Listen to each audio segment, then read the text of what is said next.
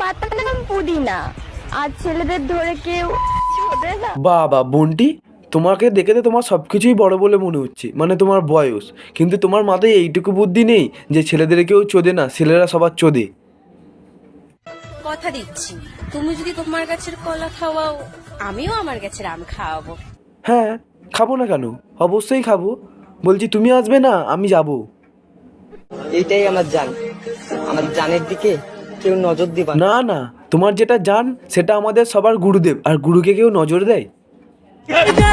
জান খাইবা? হ্যাঁ খাবো, তুমি দিলেই আমি খাবো।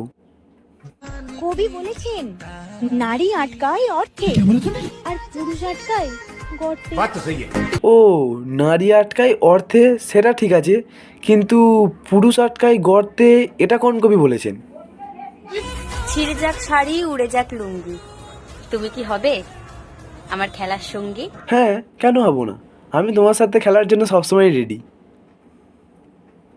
আমরা পড়াশোনা করব না, আমরা কি করব বান্ধবী? আমরা বিয়ে করব। বাবা, এই বয়সে বোনেদের এত ঠাপানি খাওয়ার শখ? হাত চুলকালে নাকি টাকা আসে, তাহলে ওইটা চুলকালে বউ আসবে না কেন? কারণ আমরা রোজ ওখানে নিয়ম করে সাবান দিয়ে পরিষ্কার করি, তোমার মতো না যে পরিষ্কার করি না, তাই আমাদের চুলকাই না।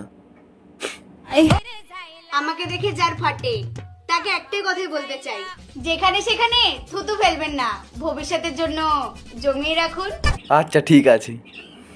থুতু দিয়ে মারবে গুতো, ঢুকে যাবে। সবাই খালি থুতু দিয়ে মারতে বলছি, আমি ভাবলাম বিদেশি তেল দিয়ে মারবো। থাক বাবা, পয়সাটা বেঁচে গেল।